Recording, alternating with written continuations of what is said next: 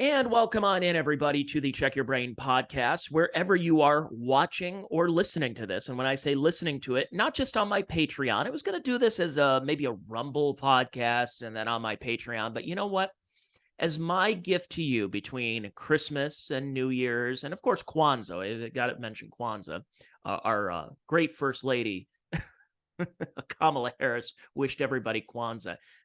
Either not knowing or not caring the original story of it. But my Kwanzaa gift to you folks is this podcast that I'm going to put on YouTube. Yes, I'm going to put it on YouTube until it gets probably taken down. Rumble, which it won't get taken down, and the major podcast platforms. So this is my gift, my 2023 gift. That is my podcast logo if you're watching on the video. And this is me wearing my 9 Inch Nails hat. My name is Tony Mazur. Good to be with you as we wrap up 2023 and head on into the craziness. And that's not a prediction. That's more of just a matter of fact that 2024 is going to be. Again, my name is Tony Mazur. Let me get the plugs out of the way for what I do first. This podcast today is going to be a companion piece to what I did just a couple of days ago that got released on the podcast platforms, which is my 2023 in review. What this was, because I'm an old radio guy, worked in it for 15 years, as you folks know very well, talk about it all the time. And you know how you work at a radio station of music, it's like 92.7. It's like, hey, we got the top 92 songs of the year. Ugh. Yeah, I'll pass. I didn't really like the first 92, so I don't really like all the others. But I did like when you were talking news about what were the biggest news stories of the year. So I covered just about every one of them in a 2-hour podcast. I'm not beholden to commercials. I'm not beholden to traffic and weather updates or getting to the next show. So I did 2 hours. Who do I think I am? Joe Rogan? No. Joe has less hair and more tattoos than I am. They're not much of a difference. Yeah, maybe a little bit more successful than I am. So this is a companion piece. What I am mentioning in today's episode, you can also hear in the other one with audio and my commentary, but this one is going to be a little bit more long-form commentary, and it's the top 10 stories of the year. So if you already listen, you're like, all right, I already listened to you the other day. I don't need to hear more of it. Okay, then I'll see you next year then. But if you enjoy that and I get more in depth and a little bit more updates to what some of these stories have been, because there have been updates to them when they were released earlier in the year and what's been going on as we wrap up 2023 into 2024. So these are going to be the top 10 stories of the year. So if you like that podcast, then hope you liked this one. You can go check that show out over, if you're just stumbling upon this on YouTube or Rumble, go to your major podcast platforms, find Check Your Brain, the Check Your Brain podcast. And yeah, you should be able to see that. If you want more content from me, go to patreon.com/Tony Mazur, and you will be able to, for $3 a month, get a lot more content. And I get a little more salty with the language. I'm salty in general, but the language gets a little saltier. Ooh, boy. As I mentioned, it is a video in this video podcast. The reason I'm doing this, like being the old radio guy that I am, I like going over some of the stories because there's a lot that you may have forgotten about, or that there hasn't been an update, or there was an update, you just didn't read about it. And I like going over that kind of stuff as we head into the next year. You say, oh man, I forgot that happened this year. I thought that happened 5 years ago. I thought it happened 10 years ago. I thought it was last year, but I guess it was this year. So I like going over it again so we don't make those mistakes as we head into the next year. 2023 was, I guess, kind of like 2019. If you remember 4 years ago, you had there was a president named Donald Trump. And that was a year where we started finding out the Mueller report was a big, I hate using this word, but nothing burger. It was a nothing burger. This whole Russian collusion for 2+ years, Trump in his presidency was bogged down with. He was in, Adam Schiff said, we have direct collusion or evidence that he was colluding with the Russians and this. And then by about March of 2019, it came out there like, yeah, there wasn't really much there. There was like a couple of ad buys on Facebook, and it wasn't as big of a deal. See, by the way, I can start to talk about these things. This is probably what have I been doing the podcast a couple of minutes? He'll probably get banned from YouTube already. So, But then there was a couple of stories that did pop up in 2019, but it was a calming of the storm as you headed into a crazy year that was 2020. It was crazier than we even could imagine. So I can't even think about what 2024 is going to be like. However, unlike 2019, 2015, 2011, certainly in 2007, these off-year election, like the year before the election year, there was a lot going on, and I wanted to discuss them on this podcast today. So let's get started with, I believe, the biggest story of the year. Actually, and I say they would be in conjunction, were the two huge disasters that just kind of went away. After a little bit, people pretended to care for about a week or two, and that was it. And that was Maui and East Palestine. So the Maui fires were going on in later in the summertime. And this update that came out actually this week, it says scientists have a new theory on what caused the Maui wildfire that left 100 people dead, and it wasn't the nearby hurricane that thrashed the islands. Scientists have introduced a new theory behind what caused the blah, blah, blah, blah, blah. I already said that. New theory debunks previous attempts linking the wildfire to nearby Hurricane Dora that thrashed the island. Laboratory models show the wildfires were fueled by the same meteorological phenomenon behind California's worst wildfires, a downslope windstorm. Is that the story, though? The why? I guess when you think about COVID, you would think about the why. You would hear about the lab leak. You would hear about how it went airborne, literally in the air, but then also went across, got out of Wuhan and went over into different countries. And basically every country got hit with COVID. It's not so much with Maui, the why or the how. It's the why, and it's the lack of action, the inaction, that it just seemed that politicians didn't really care about the people of Maui. They said there was 100 dead. I think it's a lot more than that. I think it's a lot more people displaced. And you had Joe Biden, our great president, our great with it, mentally capable president that we have, is on vacation. He's riding his bike. He's laying on the beach getting a suntan. He's ignoring reporters. And he was getting ready to go on another vacation. He was going to Nevada to a Democrat donor and Tom Steyer into his place in Lake Tahoe to, I don't know, just go over some things. And yes, I got to go to Maui. I mean, look, they vote for me, so that's why I'm going to go there. That's the only reason he went there. If Maui were a MAGA stronghold, do you even think Joe Biden would step foot on that island? That he would have even gotten on a plane into that time zone? No, I don't think so. But he went there, and Biden, it was the lack of action, and that you were starting to see things start to break down, and the lack of communication and the lack of care.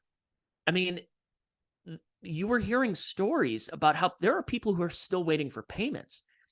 It wasn't $700 per person that this was affected by is a slap in the face. But no, it wasn't even $700 a person. It was $700 a household. $700. Have you been to Hawaii?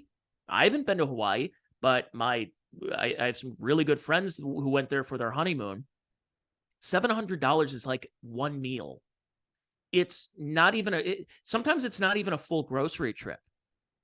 $700 is a lot of money over there as far as spending it. $700 as a payment. I mean, it's not even it may pay an electric bill. That is sickening. And there are people still waiting to this day about some kind of action, some government action. And it just, nobody cared. Nobody said anything. It wasn't much of a thing. And Biden goes there for an afternoon, it seemed. He stepped off. He's like, hey, look at the dogs have little boots on. They made some ridiculous speech like, hey, my people, is horrible laws. And then stories of barricades that people got stopped and they weren't able to look for loved ones or their belongings. And I mentioned in the podcast the other day, so I'm trying not to repeat myself much, but this is a little bit more of a long form thing, and it's on different platforms that people haven't checked out, that there was that mother who was looking for her kid who was walking his dog. And local authorities said, oh, we already cleared this place out. There's nobody here. So she defies it, finds her son hugging his dog, both burnt to crisp. And those are those horrible stories that it gets forgotten about. If Donald Trump was president, and the only thing he did was he threw a couple of paper towels as a disaster relief thing, and he jumped back on Air Force One, there would be a huge riot in this country. Say, like, he didn't do enough. He didn't do enough. The fact that George W. Bush, who I'm not a fan of, by the way, got as much crap for Hurricane Katrina, his inaction, that Bush blew up the levees, Bush didn't do nothing, Bush and FEMA dropped the ball on this, and Lake Pontchartrain was flooded, and this was a whole big conspiracy theory and everything, and Chocolate City and Ray Nagin, all go through the whole thing with Katrina and look up George Bush. George Bush doesn't care about black people. And this was going on, and it became kind of the Waterloo, no pun intended, the Waterloo of George Bush's presidency. Was he gets reelected in 2004. This happens in late August of 2005, and it plagues the rest of his presidency. A guy who had fairly high approval ratings in his first term, it dropped off the planet from Iraq and Afghanistan to everything else what's going on. But Hurricane Katrina really, really did a number on George Bush's presidency. Joe Biden? No, it's a blip. If you mentioned Maui, they would say, oh, the government did all they could. What was it? What's his name? Who did the, was it Miguel Cardona who said the thing that says, well, if I could paraphrase Ronald Reagan, I'm from the government and I'm here to help. First of all, no, that's not what he was saying. Second of all, completely out of context. Third, you're a moron. The government absolutely failed Maui, but Democrat governor, Democrat mayor, Democrat president, Democrat media, it's out of the news. So you get a couple of stories of maybe a local reporter's like, hey, we caught up with the Lukalali family who says they haven't gotten their payment.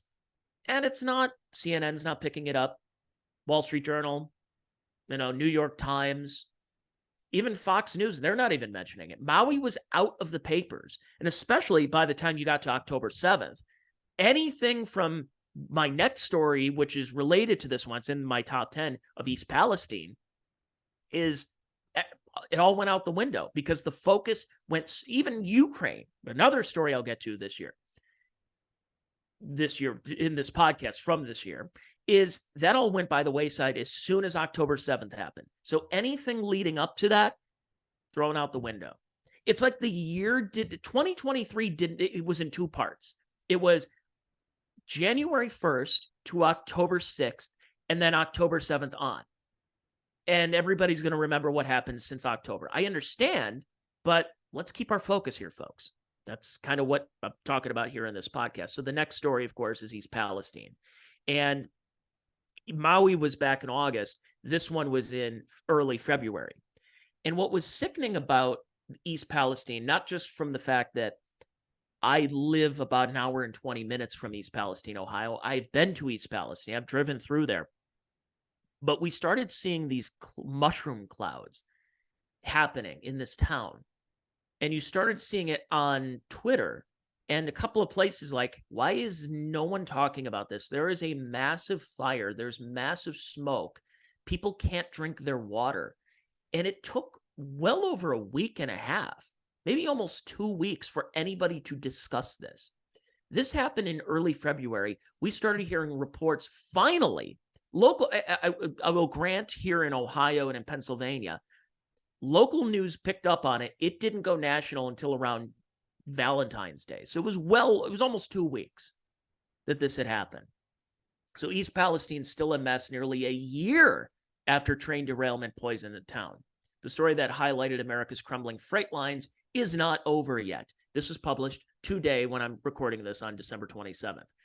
The small town of East Palestine, Ohio, ended up in the headlines for weeks this February after a Norfolk Southern train hauling dangerous chemicals jumped its tracks and created an environmental nightmare for residents and cleanup crews alike.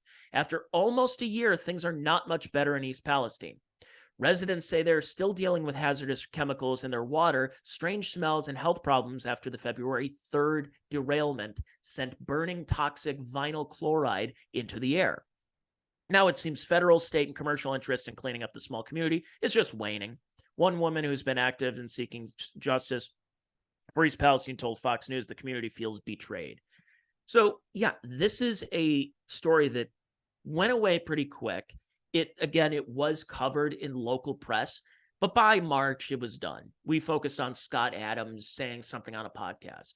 That was about it. It was actually after Trump went there, and the media did not want to mention that this helped Trump. And I'll get to Trump in a little bit because it has to do with RFK, DeSantis, and his rise.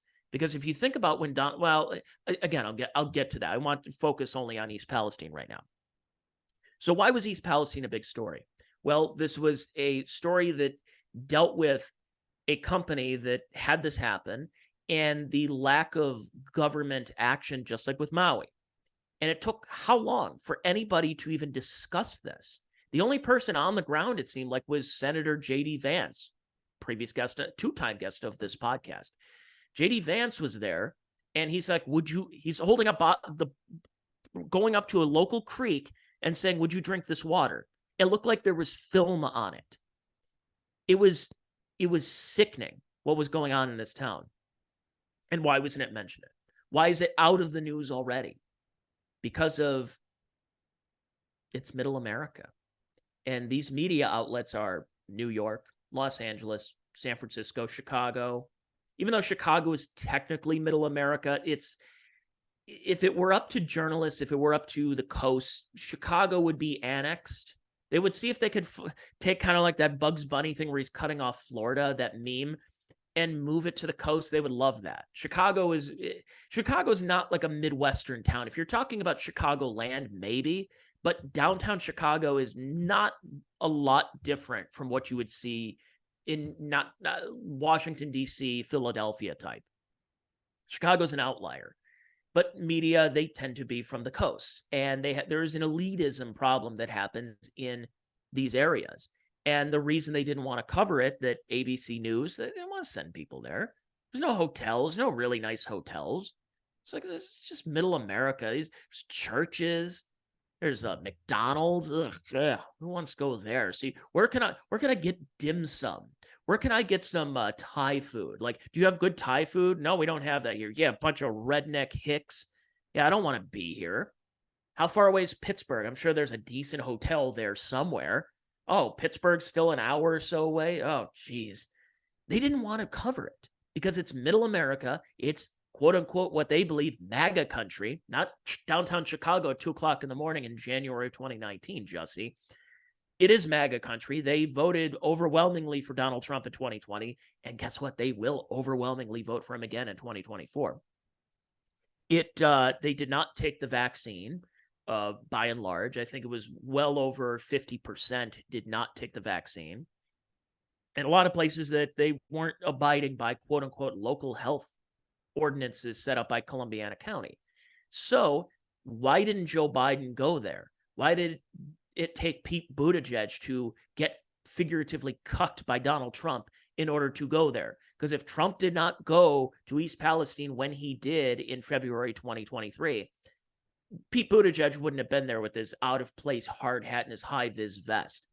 Well, we're here on the ground. We're going to try and figure this out. Yeah, you didn't do anything. You pretended to. Joe Biden's not going to go there because he's going to get booed. And again, I said this on the podcast the other day, but I'll repeat myself. It's probably for the best when it comes to politics that Joe Biden does not go to East Palestine. He will get booed out of that entire area. Ohio is not as much, as somebody who lives in Ohio and has lived in very blue areas for a while.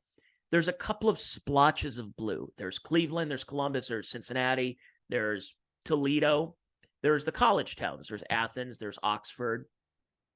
But the rest of the state it's not red. It's crimson. It's deep red. And even Youngstown, a longtime Jim trafficking blue area, has gone to Trump both times because people feel that politicians like Tim Ryan have abandoned that area, and they voted for somebody who was going to at least try to fix it, at least pretend to care. None of them care. Lordstown, all that area. So this is an area that, yes, they will be voting for Donald Trump again, and they're not going to vote for Joe Biden. So if Biden goes there, he will get booed. And for political reasons, it's not good. There was a flight pattern that he was coming from a fundraiser in Milwaukee and heading to Washington, D.C., where he actually flew over East Palestine. And he's not going to go there. So why should he? And I think it's two of the biggest stories of the year domestically, even though technically Maui is not in the lower 48, but it's still a member of the United States, part of the United States. Yet our politicians this year kind of seemed to care a little bit more about Ukraine, cared about Israel. When Tucker Carlson, and I'll mention Tucker later in the show, when he had that it wasn't a debate, but he had an interview and had Mike Pence when he was still running for president. And Mike Pence said, he may be a little bit out of context, but he was saying that when Tucker mentioned all of these cities are dealing with crime and homelessness and the crossing the border and everything, yet it seems like these establishment neoconservative politicians care more about Ukraine, sending more money and helping Ukraine. And he said, well, that's not my concern. And it seems that the neocons care a little bit more for other countries and their welfare than they do about our own. Let's move on to some other stories. We have this one that I mentioned, Ukraine. So we had a couple of anniversaries this year. 2023 was the 3-year anniversary of the COVID lockdowns. Now, anytime you mention COVID, people are like, oh, that was years ago. Why do you keep bringing it up? Oh, you're going to bring up ancient history. Yeah, we can play that game if we want to. If you really want to say like, oh, you're going to bring up ancient history on certain other measures. I'm not going to mention them, but you can fill in the blanks if you want to. So we can't mention things from decades ago or even a century and a half ago, but we always have to be reminded of that, but we can't remind people of what our own government did just 3 years ago, that people were trying to make it illegal for you to celebrate Thanksgiving, that cops were going to bust your door down because you were having Thanksgiving with your family, and that you were getting fired from your job if you didn't take an experimental thing in your arm. That's all I'm saying. And then you have Ukraine now, the 1-year anniversary of that. And so what do we have today? As of this recording, just a couple of hours before I'm recording this, Biden administration announces $250 million Ukraine military assistance package as U.S. exhausts available funding. Interesting. More for Ukraine. The U.S. State Department announced a $250 million Ukraine military aid package on Wednesday, the last such package the U.S. will provide to Ukraine until Congress approves the Biden administration's funding requests. This package up to $250 million of arms and equipment under previously directed drawdowns for Ukraine, Secretary of State Anthony Blinken said in a statement. Capabilities provided in today's package include air defense munitions, other air defense, blah, blah, blah, blah, blah, blah, blah. Who cares? Why are we doing this? Why are we doing this for a country that most people can't find on a map? Why is this? Why have we not come to some kind of negotiation table? Let Putin have what he has. Zelensky, do whatever you need to do. But we're just going to see more to this, and we're funding this. America is funding this. It's incredible.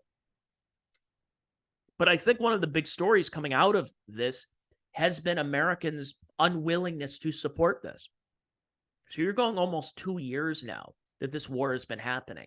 And do you remember at the beginning, you had your typical liberal neighbor who puts his Ukraine flag out there, or your progressive daughter or cousin on Twitter puts the Ukraine flag next to her pronouns, which is hilarious because if you know a little bit about the history of Ukraine and, Azov battalion, everything like that, you go, maybe they're not our best ally. But we kept saying, we need to protect democracy. We need to find democracy is at stake, and we need to spread democracy across the world. Oh, we're doing this again. We're going to be cowboys and spread democracy. How'd that work in Afghanistan? How's that working in Iraq now? But sure, we'll just keep trying it all across the board in Ukraine, which Zelensky has jailed journalists and made it illegal to practice certain religions there. But please tell me more about democracy and progressivism. But I think a lot of people woke up to it and said, guys, this doesn't seem like this is working. That we're sending more money. And again, the optics of sending billions, tens, hundreds of billions of dollars to Ukraine. And you're driving along your streets of Baltimore and seeing people just shooting up heroin and dying, literally dying on the streets. And we say, boy, that money could go somewhere else, right? Now, I think a lot of social programs have been overblown, ridiculous, but it's still bad optics when you're sending more money to a losing effort. I mean, it's a losing effort. Everybody knows where this is going to end up. Why not just finish this?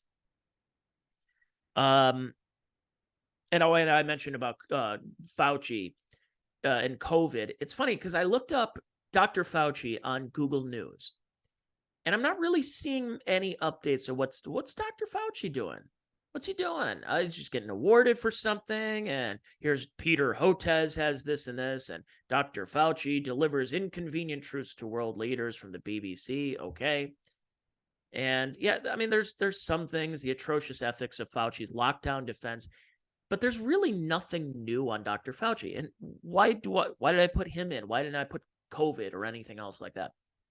Because this was the first year in the last 4 now that Dr. Fauci has not lectured Americans and Western civilization on what to do. He was even doing that a year ago, telling us, well, make sure you're vaccinated and boosted before you celebrate the holidays. And, COVID's not over. He's doing that. You don't hear from him now. It's interesting. The repudiation, I think that's a huge story. And one of the biggest stories of the last now 2 years since the Ukraine-Russia conflict has been the repudiation of the COVID regime. That you can actually say more things about it and question efficacy of certain cloth things you put over your face that they didn't really work the way that some people in the press were putting them out there, or that certain things you were putting in your arms. I know I'm dancing around it, but certain things that you were sticking in your arms did not necessarily work the way that they were sold to us, shall we say. And I think that repudiation of that, where it's now essentially memed, where the boosters haven't really done much of anything, and if you're still getting them, it means you're still buying into the paranoia and the pandemic. You're probably still wearing your mask in your car when you're going to get groceries. You're lecturing people, saying, it's not over. See, there were 3 more cases today. You people, you think this is over. It's over. It's a cold. It's what it is. So those are those anniversaries this year. I'm not going to show this because it's on YouTube, but I do want to mention some of the backlash, the Mauve Mafia backlash. Again, I cover a lot of this on my podcast where I don't dance around it just because I'm dealing with the algorithms on YouTube right now. But a lot of the backlash that was going on with the June month, let's say the month of June, and it started, which was the third thing I want to mention, which was at the end of March, the Nashville transgender shooter who murdered 6 people. And what I found interesting about that was it was a woman named Audrey Hale. Audrey Hale shot herself up with a bunch of testosterone, claimed she was a he, and the response from members of the media, including our press secretary, Corinne Jean-Pierre, was we need to respect pronouns, that we need to think about your transgender friends during this tough time. And I'm like, wow, is that a tone-deaf response to 6 people murdered in a Christian school in Nashville, Tennessee? Yet demonstrators were going to the capital of Tennessee and holding up 7 fingers. They completely missed the point because, of course, they're talking about more gun control instead of, hey, maybe we should get to the bottom of this mental illness, that this person is clearly mentally ill. We saw that in the manifesto that got released by Steven Crowder, which said some very uncouth things about white people and white rich people that this shooter, this murderer, was putting forth, and very colorful language that she was using. Oh wait, I'm sorry, I'm misgendering right now.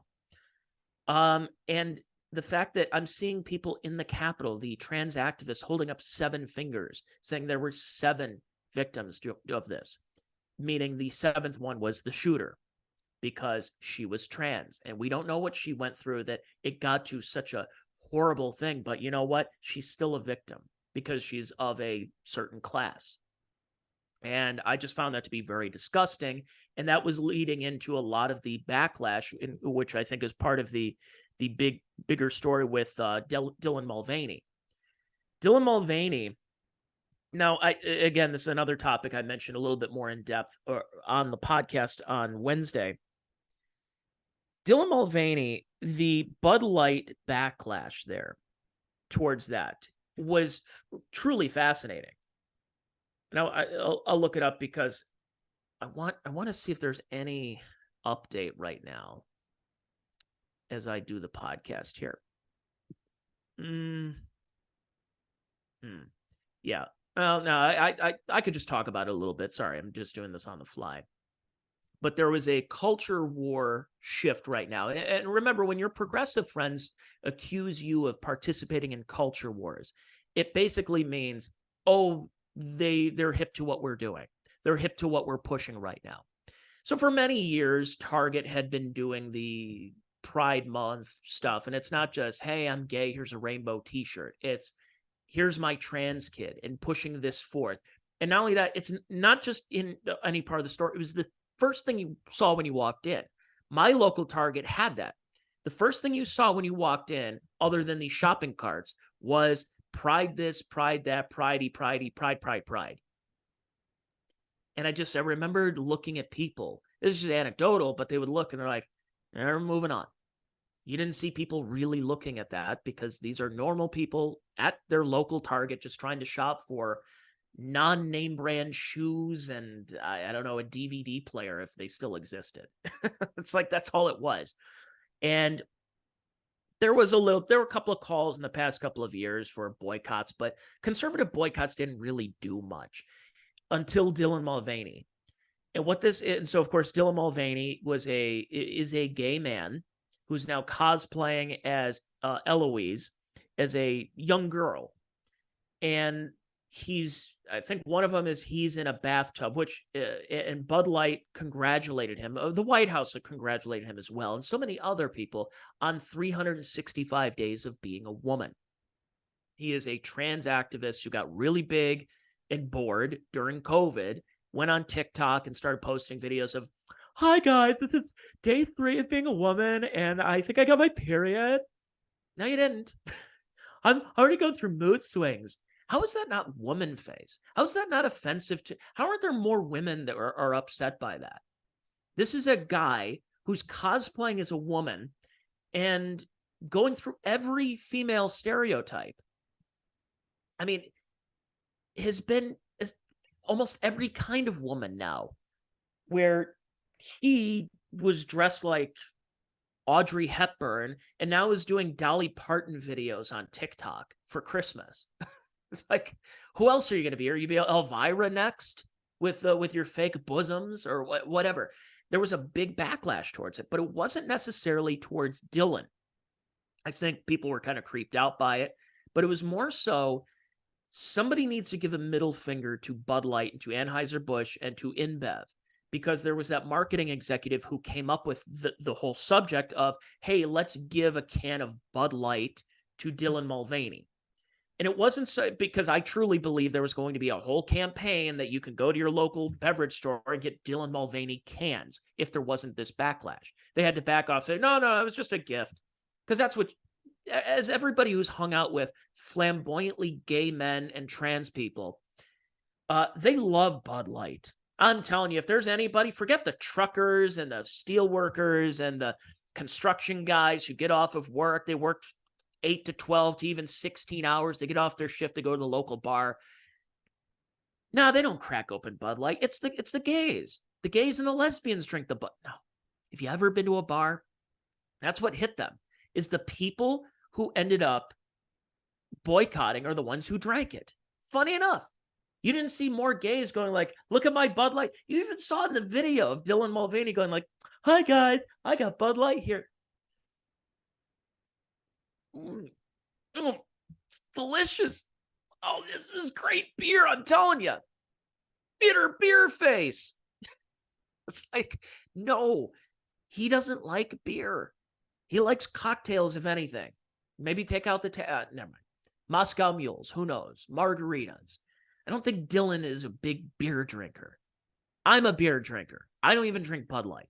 But anyways, there's a massive backlash towards it. And it was that marketing executive who came up with the concept by saying, our brand is too like frat boy, bro-y, barstool sports type of, it's like we need to upgrade. We need to reach out to influencers like Dylan Mulvaney and Jeffrey Marsh and I don't know, pick your favorite trans activists. I'm sure that's what they were looking for. Who's big on TikTok? Well, how about that Dylan Mulvaney? Yeah, Dylan Mulvaney is probably big on TikTok because it's women who don't drink Bud Light and teenagers who shouldn't be drinking in the first place. So good job, everybody. Just because somebody is popular on TikTok doesn't mean that they're going to be old enough or actually interested in your product. So they shot themselves in the foot in a lot of ways. And even though it has come back that people are buying Bud Light again, it is memed now. It is mocked. Where if your buddy, if you go to the bar, you're like, yeah, can I help you? It's like, yeah, I'll get a Bud Light. And you're sitting there going, really? Bud Light? Yeah, I know. It's $2 and it's cheap. I've been drinking it for a while. So you mock your buddy. You're like, really? What are you? Where are you going to put that bottle when you're done with it? It's one of those things. That's what it's become. So even if you can't fully boycott something like that out of existence with that kind of power, the very least you can do is meme it and mock your buddies and mock the company that's going to be forever known as, oh, that's the beer that reached out to Dylan Mulvaney and the trans movement. Okay.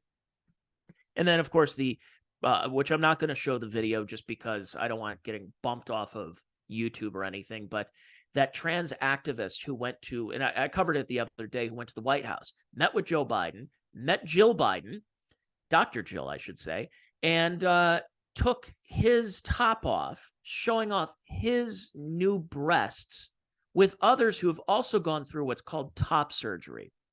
And it was a weird thing because the reason I'm not going to show it is I wouldn't know what to censor. So you have biological women who get their boobs chopped off and showing off their scars.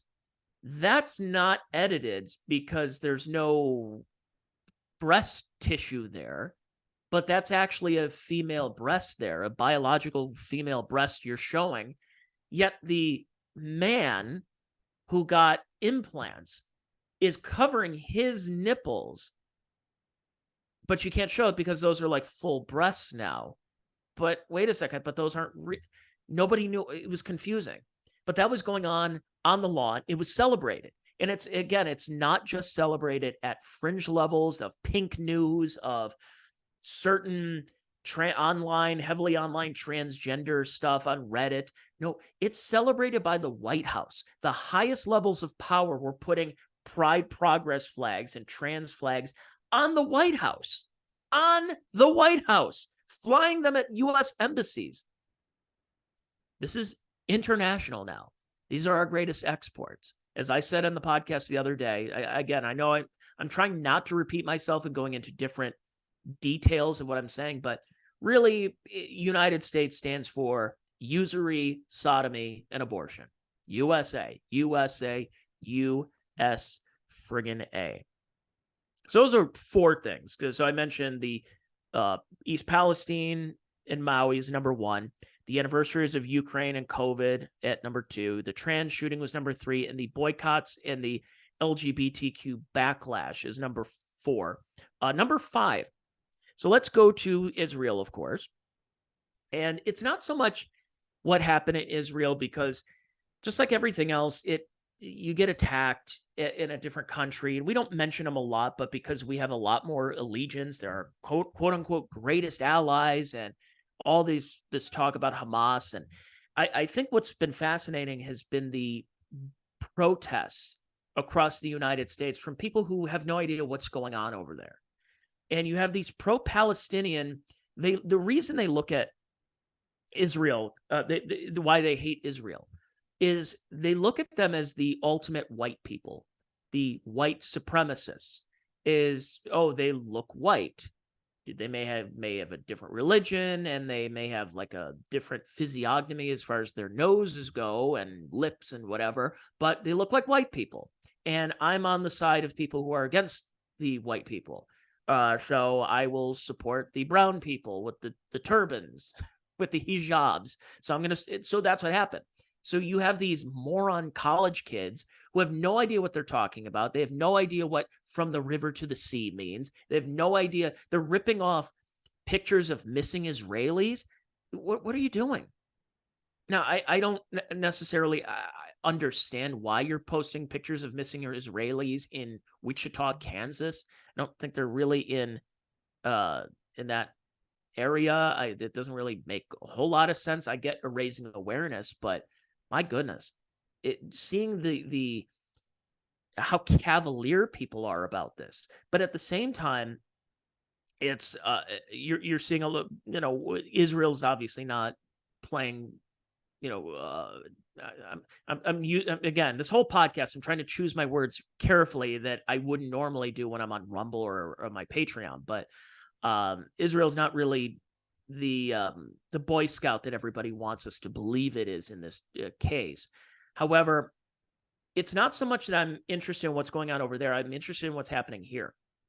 So then when you had these presidents like Claudine Gay and the UMass or the MIT and the UPenn, I keep saying UMass, UPenn and MIT presidents, and those two, because they're white ladies, were gone.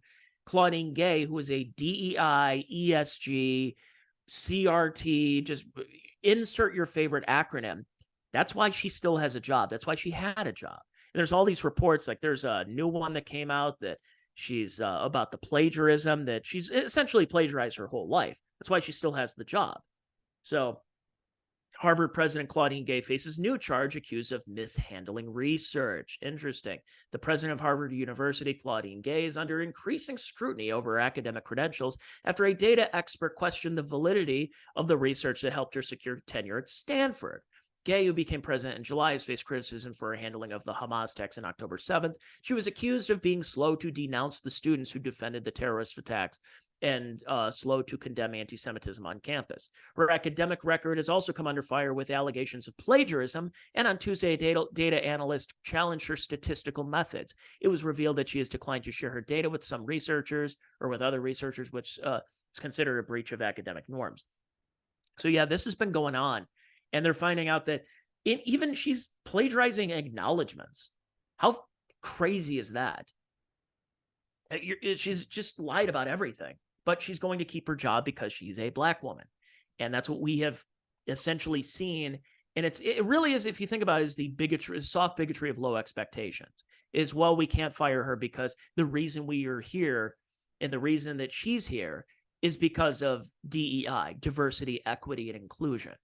That she is a diversity hire. She's an affirmative action hire. So we have our first person of color who's the president of Harvard. So you can't get rid of her. And in a way, I'm happy that she's still here because it's exposing this absolute grift from the very beginning of what DEI is, and ESG, environmental social governance, and critical race theory. We've been hearing these buzzwords the last couple of years, and kudos to Chris Rufo, who's been really putting this stuff out there. It's a classic example of she only has the job because of her race. And you can tell your progressive friends who don't really think two things about DEI that they didn't know about it. All you have to do is just hold up a mirror to her right now. You say, what are her credentials? She's lied about everything. Her credentials, her history, her writings. And then on top of that, there she is. There's nuance to From the River to the Sea. I'm willing to hear that, but the slow to respond. And I think one of the big things is, even though the students of Harvard, of UPenn, of MIT are very pro-Palestine because of, again, what I had mentioned, the oppressor versus the oppressed. The big donors are big liberal Jews, and the liberal Jews are still Jews, even if they're liberal. And they start looking and they say, look, I spent a lot of money at Harvard. I got a great education. I went far in my life. I'm multi-millionaire right now. I have my business, or I'm doing this and this. And I've supported Barack Obama and Joe Biden and Kennedy and everything like that.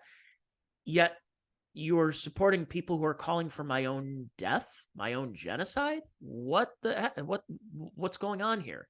And so they're pulling out. And that's why this has become a huge issue, is because it's kind of like what happened earlier this year with Harvard and I'm blanking. Was it North Carolina? Was it UNC? I think it was striking down affirmative action, because kind of like with Jews are lumped in like Asians as white adjacent.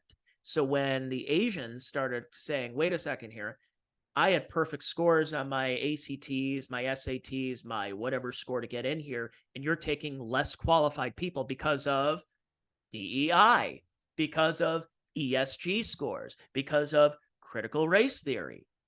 It's exposing this by the day. So I hope she has a job for the rest of her life. I hope they keep digging up everything and Harvard defends her. I hope Harvard defends her and keeps her on, and she has a lifetime appointment there. And every day there's a new thing that comes out that maybe her name's not Claudine Gay. Maybe she's George Santos. She's really George Santos in blackface. Wouldn't be surprised at this point.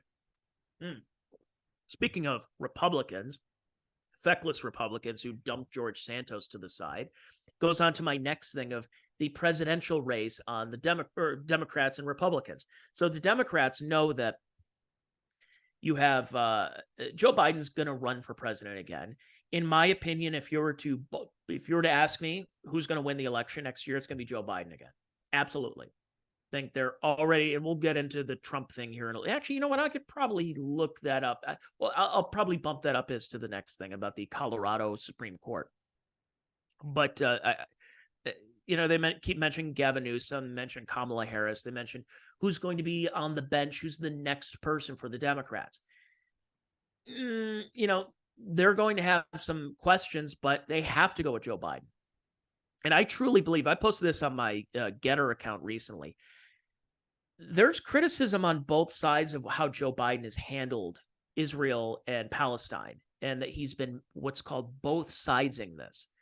And I think that's the right call right now for Joe Biden. I'm not saying right call, period, but I think as far as he goes, because one day he's saying things that are pro-Israel and others are pro-Palestine. Why? Because his donors are pro-Israel.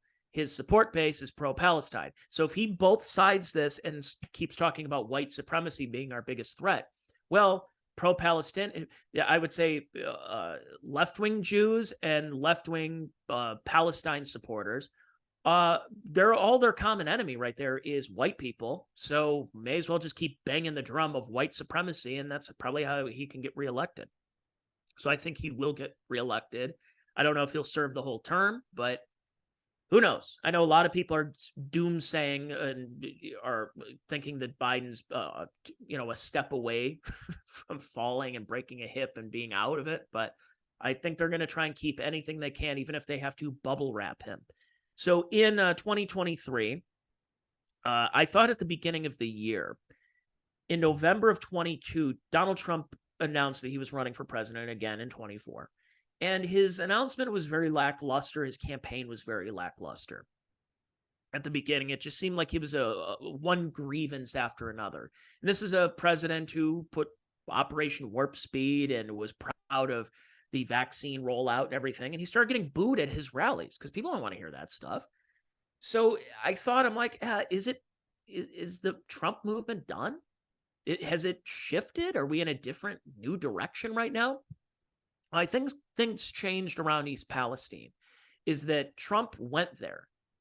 He gave a speech. He went to the McDonald's. He paid for everyone in that McDonald's. And so, like I said, that 70% who voted for him in Columbiana County, Ohio, is going to be 95 to 100% that will vote for him in 2024.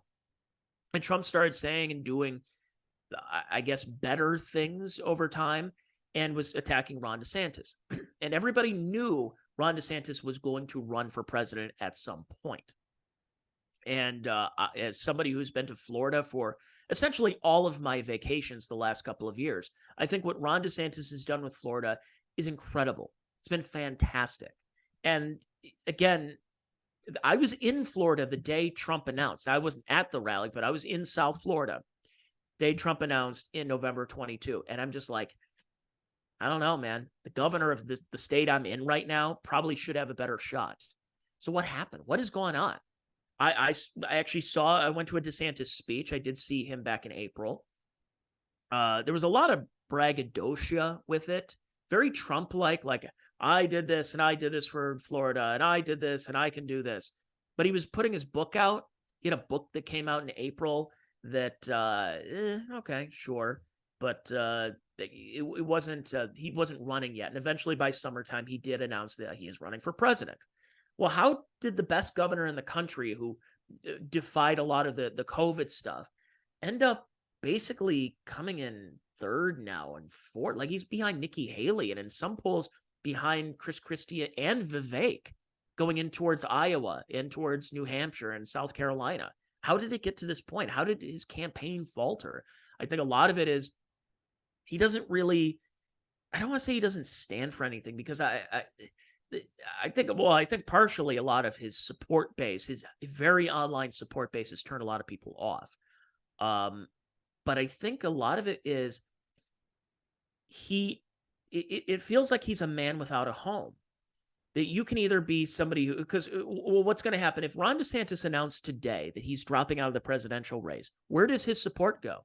Does it go to Nikki Haley or does it go to Donald Trump? It's probably most of it's going to go over to Donald Trump. Nikki Haley has the neocon wing, has the RNC donor class wing. Trump has the MAGA wing of the everyday people and the, pissed off dissidents in the party. So where does that leave Ron DeSantis? It's really nowhere. It's a man without a home. So I think if he has a poor showing in Iowa, that's got to be it. I think it's about time. RFK has been a fascinating story too here in 2020 or 2023, because he's somebody who's been censored all over the place. RFK I don't want to say he came out of nowhere, but you were hearing him start to attack, of course, Dr. Fauci. He had the book that came out a couple of years ago. I had the publisher, Tony Lyons, on the podcast called The Real Anthony Fauci, and what, about his bungling of the AIDS crisis back in the late 80s, early 90s, pushing AZT on people, to all the way to the present day. And the lab leak and the emails and everything was fascinating. And RFK was getting censored on ABC. I mean, this is a Kennedy. What happened? This is how much the Democrat Party has changed, because I think a lot of people naively thought Kennedy's going to get the support from those old school blue dog Democrats who see the Kennedy name and they say, yep, I was a Teddy Kennedy guy. I voted for Robert Kennedy. I was going to vote for him in 68. And we were a Kennedy family in the early 60s when I was going to school and this and that. And then what? He's kind of gone by the wayside. And I don't know if it's so much of his voice and I think he's lost a little bit of support because he's been very, very pro-Israel from a lot of people who were expecting him to be very anti-war and anti-conflict. Now he just kind of sounds like Nikki Haley and Joe Biden right now. But it's as far as a third party run, who does he take more votes from? And I still think he takes more votes from Donald Trump than he does Joe Biden. I think the Democrat base, say what you will about them, they can be pro-Bernie, pro-Elizabeth Warren, pro-AOC, Ilhan Omar, everything like that. But I think at the end of the day, they're way more cohesive than the GOP is as far as their voting bloc.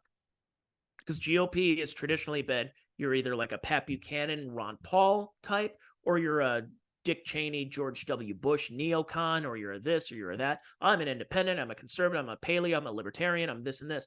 Democrats, I think at the end of the day, they get that phone call, just like when Mayor Pete and Amy Klobuchar got taken on that trip on Air Force One. They get off and like, we're supporting Joe Biden.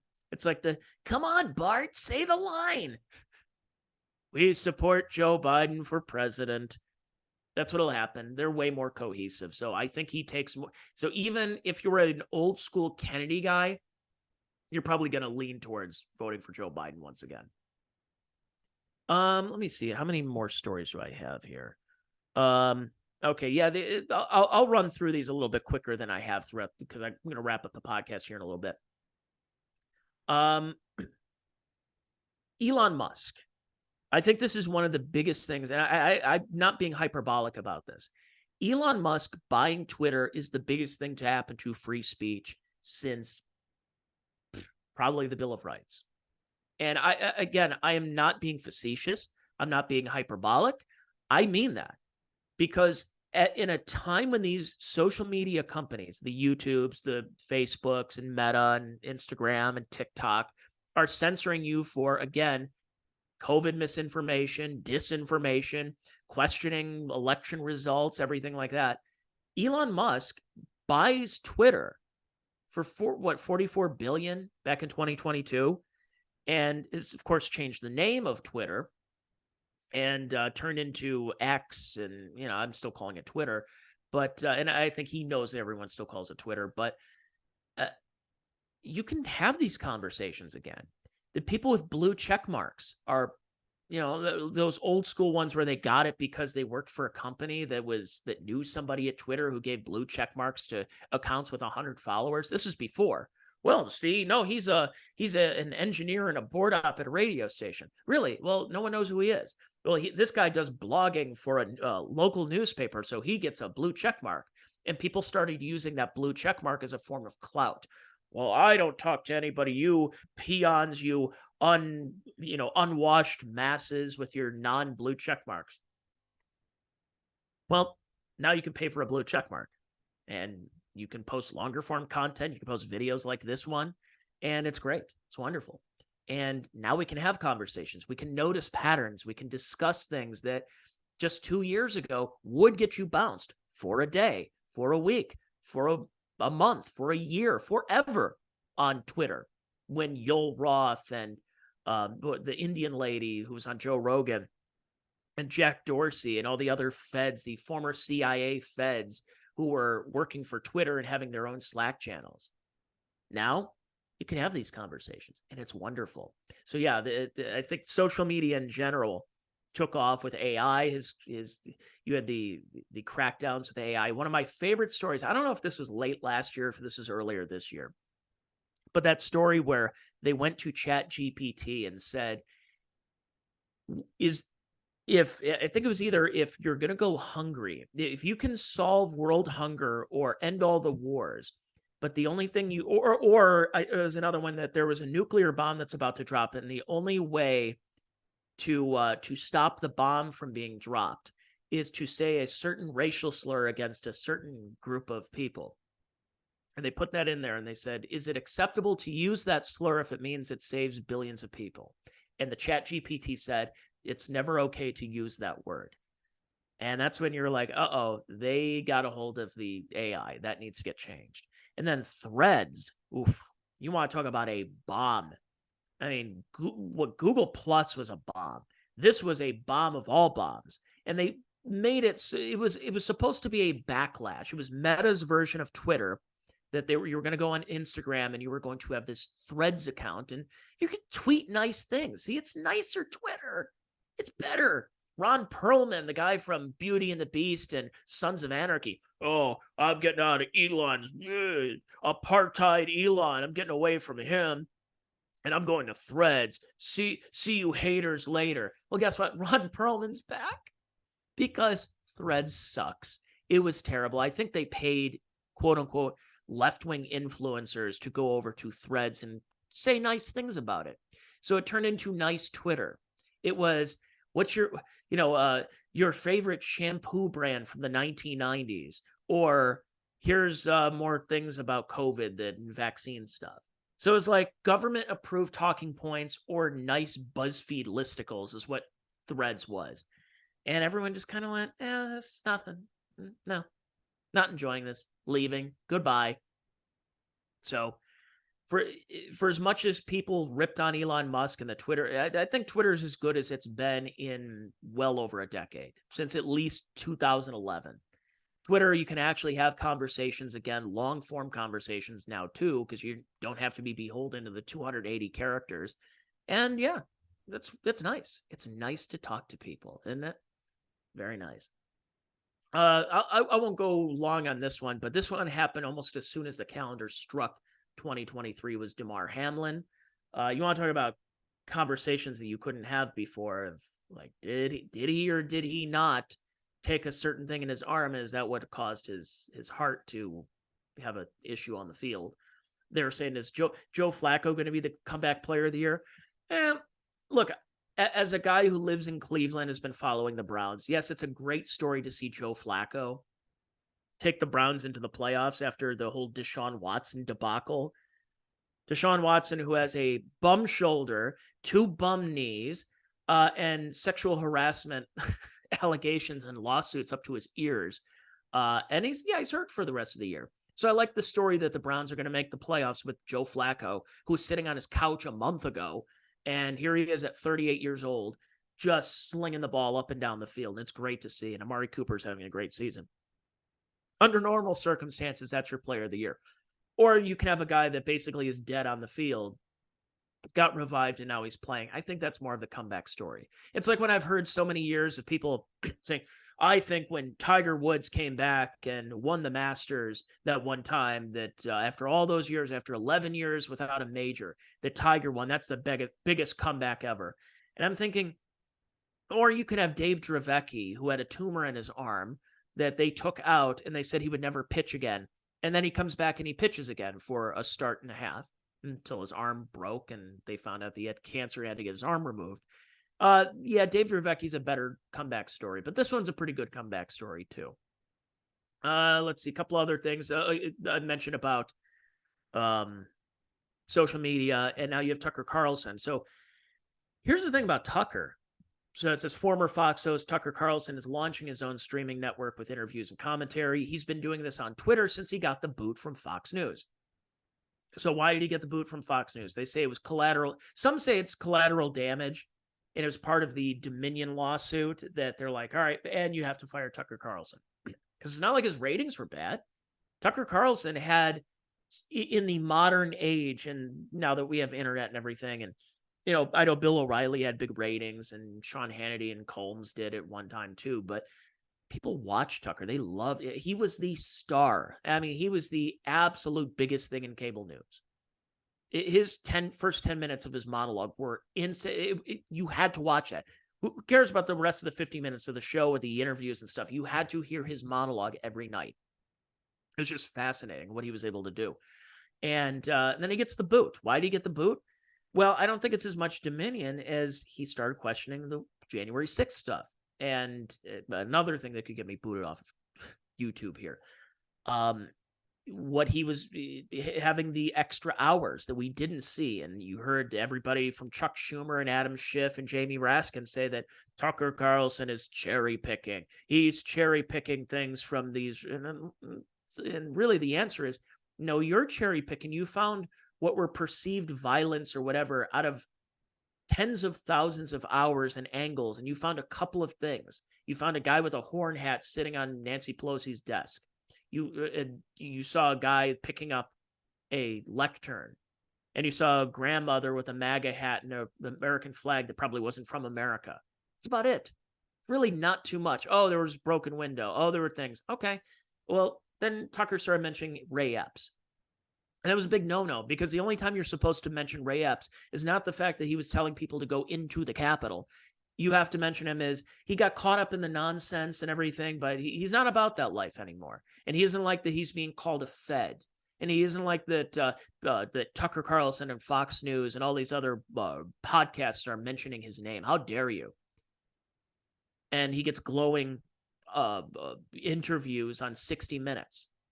And then Tucker gets the axe and, he takes a little break for a little bit and then goes on Twitter and says, I'm going to do my show here. And I'm going to talk to people that Fox News wasn't going to allow me to, like Jacob Chansley, like Alex Jones, who's back. I think that's another big thing, is that not only did Tucker get the boot and now he's back doing his thing, Alex Jones is back. Alex Jones can post on social media.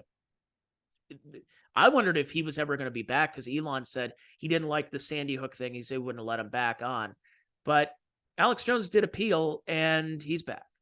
So kind of fascinating how things have changed. And of course, finally, I think one of the last story, it's not, would you say it's the biggest story of the year? Could this be the biggest story of the decade? Whatever. Is the Colorado Supreme Court barring Trump because of the 14th Amendment, barring insurrectionists from the ballot so he can't be on there. And of course, now you have the AP that steps up to say police investigating incidents involving Colorado justices after Trump removed from state's ballot. Because we have to feel bad for the justices. Even though after the Dobbs decision that all the justices that were getting death threats and there were open calls to protest and riot in front of their houses, that was okay. But how dare you confront any justices who are trying to stop a democratic process and democratic election? Yeah, I don't buy that. See, that's the one thing about this whole case. It's just like, we need to pause and stop democracy in order to save democracy. That's what they're saying is Trump is a deadly insurrectionist. He is this, this, and this, and therefore we cannot have him on the ballot because democracy is at stake. So you're ending democracy to save democracy. It's kind of like the climate change stuff. It's like we need there was that story that came out maybe like a week or two ago that said the biggest thing that is causing climate change is breathing. So we need to end breathing. We need to die in order to save people's lives. And that's what they're doing right here. We need to stop democracy to save democracy. Yeah, I don't know. This is going to get appealed, although it's going to be brought up in different states, but it's going to get appealed. Yes, there are people who are coming out on both sides who are saying this is ridiculous. You don't do this. But I think it's an interesting play. And I think we have a crazy year ahead of us, politically, socially. I think the biggest thing is, as I mentioned in the podcast the other day, as I wrap this one up, people are noticing things. People are stepping up and saying something, and they're noticing whether it's Ukraine, whether it's COVID, whether it's barring political candidates and arresting them like they did with Douglas Mackey. He posted memes telling Democrats that Election Day is Wednesday instead of Tuesday. He was getting threatened with a decade behind bars. They were arresting political enemies. They keep talking about authoritarianism. Well, what's more authoritarian than telling people that if they don't get a certain thing shot in their arm in 2021, they will lose their job? It's ridiculous. So who's the authoritarian? I don't know, but I think that the biggest thing to look out for is that there's a lot of factors at play that are going to try to stop you. I would assume that my Patreon and my YouTube are going to get the boot right now at some point in 2024. So, but I'm still going to keep putting stuff out there. I'm going to put out content for you. But as I wrap up the last free podcast of the year, I do want to wish you folks a happy new year. Hope you had a great Christmas and everything. And I think the biggest thing is to also stay positive. I know there's a lot to be negative about. There are white pills out there. There are things that you can kind of wake up to and realize we're much different. People are a little bit more aware. They're not stuck, with their heads in the sand anymore. And I'm not just talking about people at my level of being in broadcasting and podcasting and anything like that. I'm talking about your neighbor. They're waking up to it too. They're not just sitting around, just put their hand in their pants watching TV all the time. They're like, wait a second, this is ridiculous. Have you seen the price of things? Have you seen this? The cost of you go to a restaurant, you say, oh, chicken wings. It says market price. It used to be I would get a dozen wings for $10. Now it says market price, meaning they could probably be $20. A lot of people can't afford this stuff. And they're waking up to realizing that all those coastal people who hate flyover country that say, guys, the economy's not bad. In fact, Joe Biden, thank God he's righted the ship with our economy. Most people are like, yeah, I don't buy that. So I think the noticing that is the biggest thing to come out of 2023. And I hope that continues. That trend will continue as we head into the new year. Happy New Year. I appreciate you folks for watching and listening to this podcast. If you want more, go to patreon.com/Tony Mazur. My name is Tony Mazur. I'm going to rest my voice and go to bed. good night or good day whenever you're listening or watching this. And again, I'll be back with you, well, next year. Yeah, I'm doing the see you next year thing. I know. Corny office humor. Goodbye, everybody.